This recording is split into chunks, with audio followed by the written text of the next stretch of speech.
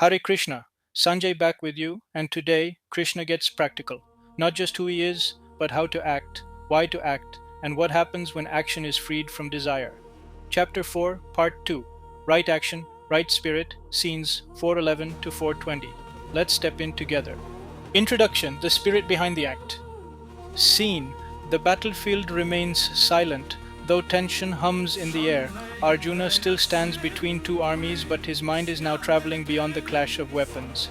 In chapter 4's first verses, Krishna revealed the timeless flow of wisdom, the eternal transmission of Dharma, and the mystery of divine incarnation.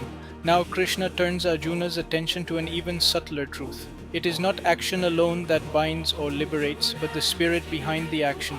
The way you act, the intention you hold, and the clarity you bring to duty matter more than the outward deed itself. Krishna begins by declaring that he responds to all according to their approach. However people come to him, he meets them there. The divine does not demand one rigid path. Instead, it honors sincerity of spirit. From here, he moves into a deeper teaching. Action itself can be bondage if done in ignorance, or liberation if done in wisdom. To act without clarity is to spin in cycles of desire and frustration. To act with clarity is to walk toward freedom. Then, in the world, Arjuna knew this was a vital question. Ancient India revered sacrifice, rituals, and duties. Kings were expected to fight and govern, priests to perform ceremonies, farmers to till the land, ascetics to meditate. But Krishna cuts through surface layers. Rituals without understanding are mechanical. Duties performed with selfishness bind like chains. Even renunciation can be hypocrisy if done for pride. What matters is the spirit, not only the form. Action, aligned with Dharma and performed without selfish clinging, becomes purifying. Action done in ignorance or greed becomes heavy. The wise see this distinction and act accordingly. This answers Arjuna's dilemma from another angle. He had thought of dropping his bow to avoid sin. Krishna shows him that sin is not in action itself but in motive and ignorance. To fight with selfish rage is bondage. To fight with clarity and detachment is yoga. The battlefield becomes a classroom not of weapons but of consciousness. Now, how vividly this speaks to us today. We live in a world addicted to hustle, constant motion, endless productivity. The mantra of modern life seems to be do more, faster, louder. Yet this frenzy often leaves us empty, anxious, and burned out. Why? Because action without clarity drains. We chase goals without knowing why. We pile on tasks without aligning them with purpose. We confuse busyness with effectiveness. Krishna's voice cuts through the noise. What matters is not how much you do, but why and how you do it. Intent plus clarity outweigh sheer hustle. Think about the difference between two people at work. One rushes through projects driven by fear of failure or craving for recognition. Another works calmly, offering effort as duty, free from obsessive attachment to results. Outwardly both are busy, but inwardly their lives are worlds apart. The first is enslaved, the second is free. Krishna calls us to become like the second, to purify motive, to simplify action, to align work with the self. This applies everywhere. In families, a parent who serves with love, without constant expectation, creates harmony. In communities, leaders who act for service rather than status inspire trust. In spiritual practice, seekers who meditate for clarity rather than display progress steadily. When motive is purified, action becomes light. When motive is selfish, even noble duties feel heavy. Focus. The essence of this section is unmistakable. Purify your motive and simplify your action.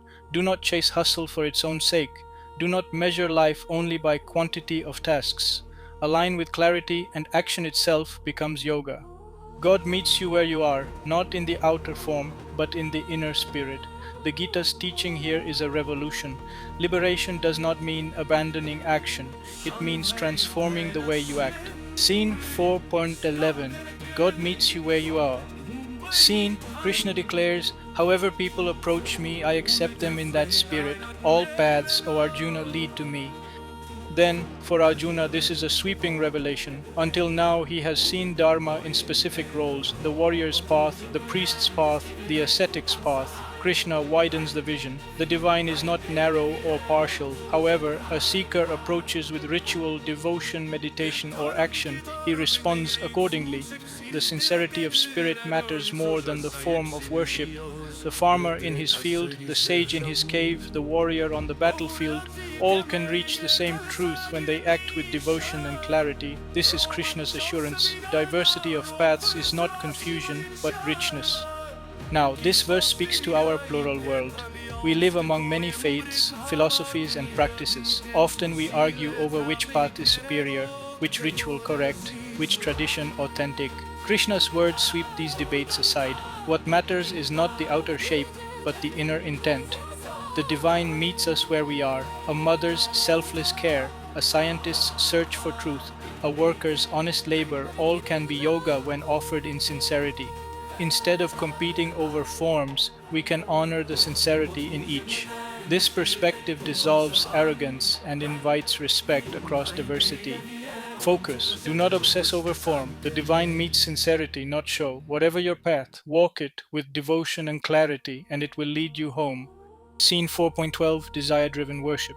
Scene. Krishna adds, those who desire success in worldly works worship the gods here. In human society, success comes quickly from such actions. Then Krishna acknowledges a different motive. Not all who worship seek liberation. Many approach the divine powers, gods of wealth, rain, health, or learning, hoping for worldly gains. In Vedic culture, these deities represented natural forces. People prayed for rain, for harvest, for children, for protection. Such worship bore results, but it remained limited. The gods responded, but the seeker remained bound by desire. Krishna's point to Arjuna is subtle. Results may come, but they do not free. Action born of craving cannot end bondage. Only action born of clarity liberates. Now, this is still true. Many today approach religion, prayer, or even spirituality with the language of transaction. Give me success, give me health, give me wealth. Sometimes the prayers are answered, yet the heart remains restless, because desire breeds more desire. A person may achieve a goal, but soon another craving arises. This cycle is quick but shallow. Modern life too mirrors this. The endless chase of promotions, possessions, recognition. Results may come, but peace does not. Krishna reminds us that worship rooted in desire is better than no worship at all, but it is still a lower path. It feeds the restless loop, not liberation. Focus. Be mindful of why you worship, why you work, why you strive. If it is only for results will come, but peace will not. Choose devotion that frees, not craving that binds. Scene 413, the Fourfold Order. Scene. Krishna explains, the fourfold order of society was created by me according to qualities and actions. Though I am its creator, know me to be beyond action and unattached.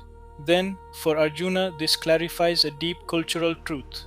Society in his world was shaped into four orders: those inclined to wisdom and teaching, those to protection and governance, those to commerce and work, and those to service and support.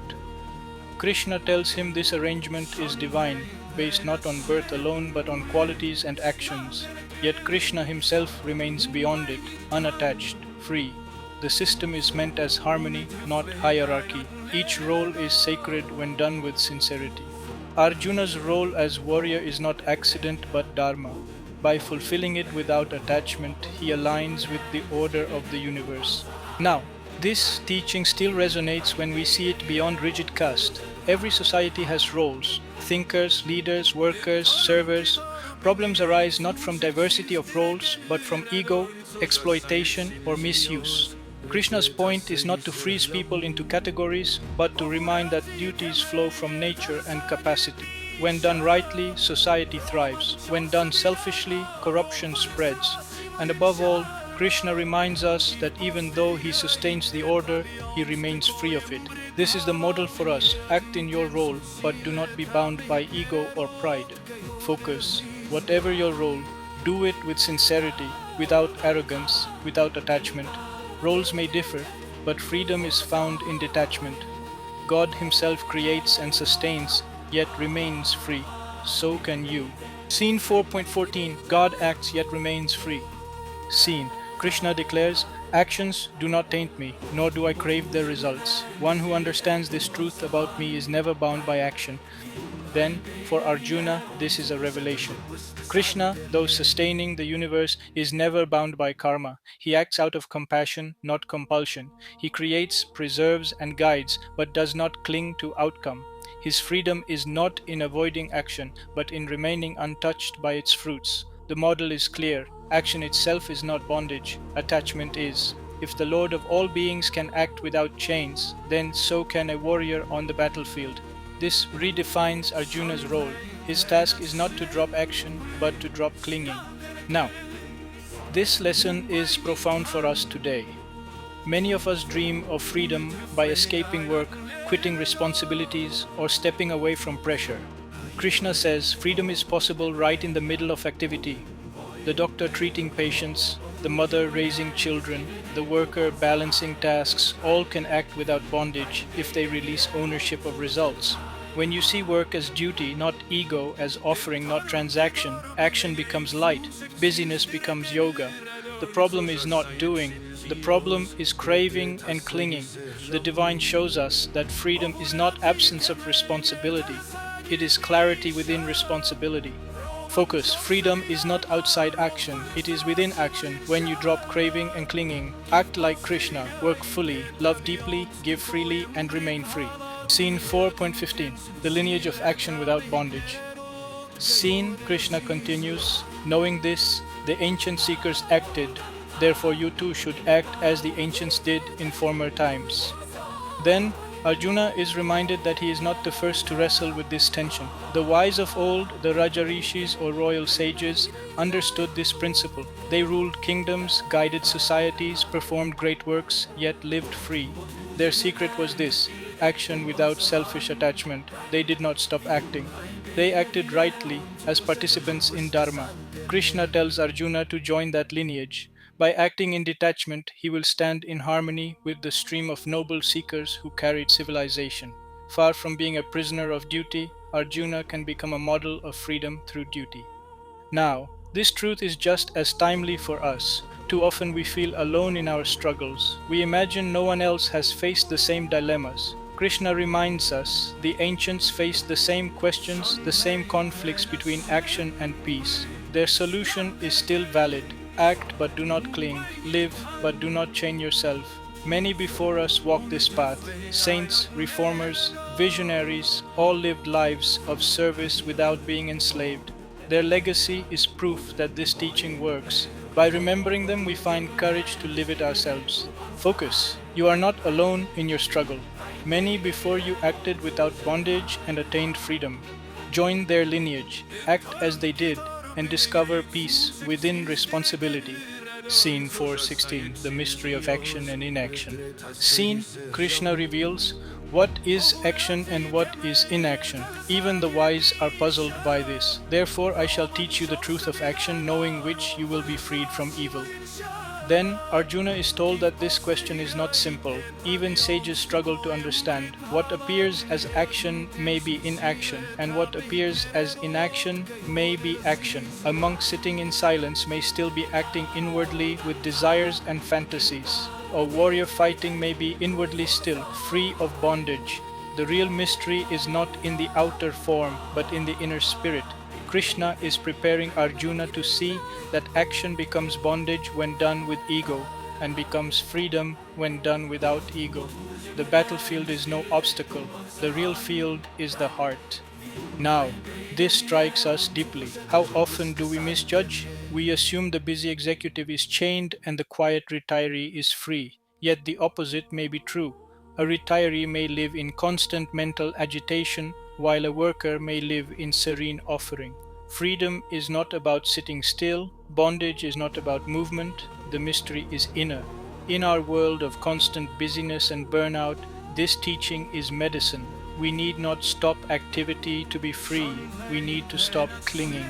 What matters is not outer stillness, but inner stillness. Focus. Do not confuse stillness with freedom or activity with bondage. The real difference is inner. The wise are those who act without ego, who rest in detachment even as they serve fully. Seek that mystery and you will be free. Scene 4.17, The Mystery of Right and Wrong Action. Scene, Krishna says one must understand what action is, what forbidden action is, and what inaction is. The truth about action is deep and difficult to understand. Then Arjuna is warned that not all action is the same. There is action that is dharma, aligned with harmony and responsibility. There is action that is adharma, forbidden, destructive, born of greed or violence. And there is inaction which itself can hide laziness or cowardice. The lines are not always obvious. Even sages are confused because outwardly the same deed can look noble or sinful depending on motive. A gift can be charity if offered selflessly, or bondage if offered for pride. Silence can be discipline, or it can be avoidance. Krishna is preparing Arjuna to go beyond appearances and discern action by inner spirit. Now, this insight is striking today. Our culture often judges by the surface. Busy means productive, silence means lazy, fighting means cruel, retreat means peaceful. Krishna challenges us to look deeper. A busy worker may be feeding ego, while a quiet person may be living in awareness. A protester may appear disruptive, yet act for justice. A comfortable silence may mask apathy. Discernment is crucial. To live wisely, we must learn to see the difference between duty and distraction, courage and fear, genuine service and hidden pride. Focus, look beyond surface labels. True wisdom discerns action by spirit, not appearance. Right action flows from clarity and dharma, not from fear or selfishness. Scene 418, Inaction, inaction, action in inaction. Scene, Krishna declares, one who sees inaction in action and action in inaction is truly wise. Such a person is a yogi and a doer of all actions. Then this paradox stuns Arjuna. How can inaction exist in action and action in inaction? Krishna explains that when a person acts without attachment, ego, or selfishness, their action leaves no binding trace. Outwardly they move, but inwardly they rest in freedom. This is inaction within action. On the other hand, someone who sits idle may still be full of restless desires and mental agitation. Outwardly they appear inactive, but inwardly they are burning with activity. This is action within inaction. The wise recognize this truth. Freedom is not about doing or not doing. It is about the spirit in which it is done. Now, this principle is revolutionary for us. A parent may spend hours caring for children, yet inwardly remain free, seeing it as offering. Another person may sit in meditation posture, but churn with thoughts of desire and anger. Outwardly one appears active, the other inactive. Inwardly the truth is reversed. This explains why some leaders serve tirelessly yet remain serene, while others collapse in burnout despite doing little. The secret is inner orientation. When action is offered without clinging, it becomes yoga. When idleness is filled with craving, it is bondage. Focus. Seek inaction within action, the stillness of spirit even as you work. Avoid action within inaction, restless craving hidden behind stillness. Freedom lies in how you act, not in how much you act. Scene 419, The Mark of the Wise Worker.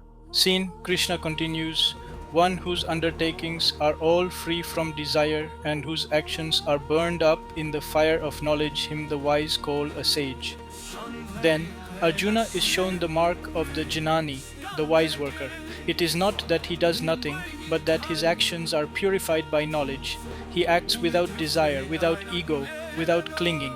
His deeds may look ordinary, farming, governing, teaching, fighting, but inwardly they are free because they burn in the fire of understanding. He knows he is not the doer, only the instrument.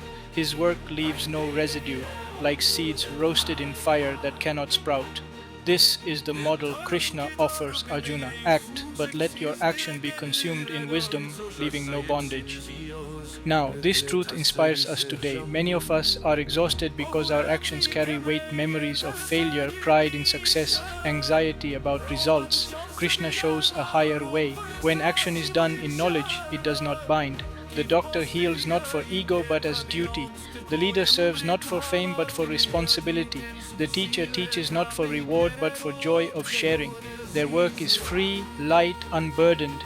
They act fully yet sleep peacefully because nothing clings. Focus. Let wisdom burn away the residue of action. Do your work but without desire or ego. Then even great responsibilities become light and your life becomes free. Scene 420, Non-doership and Freedom. Scene Krishna concludes this section. Abandoning attachment to results, ever content, dependent on nothing, though engaged in action, he does nothing at all. Then, this is the portrait of the liberated worker. Outwardly he may act constantly, yet inwardly he does nothing. He has dropped clinging to results, lives in contentment, and depends on nothing external. He does not wait for reward to be happy. His joy is rooted in the self. Such a person may lead armies, run kingdoms, or care for families, but they remain free. Their work is play, their service is joy, their life is yoga. Arjuna hears that this is possible for him too. He can fight the war, fulfill his duty, yet remain untouched. Now, this is the antidote to modern restlessness. We chase results, depend on outcomes, and postpone joy. When I succeed, I will be happy. When I retire, I will rest. Krishna says, contentment is available now. Detach from results, root yourself in the self, and act freely. You can be busy but peaceful, engaged but unattached. This is the way to live in the world without being of the world. Leaders, parents, workers, seekers, all can embody this freedom. It is not about withdrawing from life, but about transforming the spirit of action. Focus. Live like the liberated worker. Act fully but drop attachment to results. Be content, depend on nothing, and discover the secret. Though engaged in action, you remain free. Closing summary, right action, right spirit. Scene. On the edge of battle, Arjuna has been given a profound teaching. Krishna has not only answered his doubts, but transformed his vision of action itself. He has shown that God meets every seeker where they are, that action itself can be either bondage or freedom, and that the real key is motive and clarity.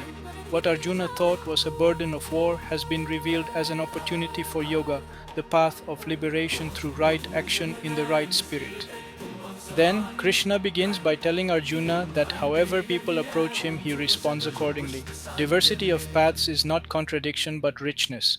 All devotion, when sincere, reaches him, scene 4.11. Yet he also explains that many people worship for worldly gains. They pray to deities for quick results, and such results come, but they do not bring liberation, scene 4.12. To place action in its proper frame, Krishna reminds Arjuna that he himself created the fourfold order of society, arranging roles according to qualities and actions. Yet even as creator, he remains unattached, free from bondage. Scene 4.13.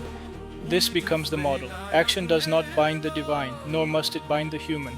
Krishna explains that his own actions, though immense, do not taint him because he craves no result. One who understands this principle is also freed from bondage. Scene 4.14. The sages of old lived by this truth, ruling kingdoms and guiding societies while remaining free. Arjuna is invited to join their lineage by acting in the same spirit. Scene 4.15. Krishna then unveils the deeper mystery. Action and inaction are not what they seem. Even sages are confused. Outward action may be inward stillness. Outward stillness may hide restless craving. Scene 4.16. The wise see inaction in action and action in inaction. They live free while fully engaged. Scene 4.18. Their mark is clear. Their undertakings are free from desire, and their actions burn in the fire of knowledge, leaving no residue. Scene 4.19. Such a person may appear to act constantly, yet inwardly does nothing, because they have abandoned attachment to results and live in contentment. Scene 420. For Arjuna, this dismantles the myth of escape. Inaction is not the path. The real path is action purified by clarity. Now, this teaching is as urgent in our age as it was on Kurukshetra. Modern life glorifies hustle, but hustle without clarity leads to burnout. We confuse busyness with meaning, piling on tasks without alignment. Krishna's words challenge this. Intent plus clarity is greater than restless effort. It is not the number of tasks that matters, but the spirit in which they are done. This truth shows up everywhere. A parent who raises children with love, without craving constant recognition, lives in freedom even amid endless duties. A worker who offers effort sincerely but without ego sleeps peacefully, while another choked by ambition cannot rest. A leader who serves without pride uplifts generations, while one who clings to power spreads bondage. Outwardly, both may act the same. Inwardly, they are worlds apart. The secret is motive. Selfish action binds, selfless action liberates. Krishna also reminds us to respect diversity of paths. Some worship for results, some seek liberation, some pursue knowledge, some offer devotion. God meets all sincerely, even if not all paths lead to the highest. This perspective dissolves arrogance and fosters respect. It also highlights choice. Do you want quick results that bind you to craving, or eternal peace that frees you from craving? Finally, Krishna gives us a new definition of freedom. It is not quitting work or withdrawing from life. It is working without bondage. Freedom is inward, not outward. The liberated worker may fight wars, build families, run companies, or teach classes. What distinguishes them is not what they do, but how they do it, with clarity, detachment, and offering. This is why Krishna tells Arjuna to fight. The battle is not bondage if the spirit is pure. Focus. The essence of this section is practical and transformative. Purify your motive, simplify your action. Do not chase results with craving. Do not escape duty with excuses. Act fully, yet inwardly remain free. See inaction within action, the stillness of a mind detached even while hands are busy. Avoid action within inaction, the restlessness of craving hidden beneath outward calm. God Himself acts without bondage, so can you. Align with this spirit, and your life becomes yoga, your work becomes offering, and your duties become the very path to liberation. Right action, right spirit. Two words that sound simple and yet they can change everything. Until our next scene, Hare Krishna.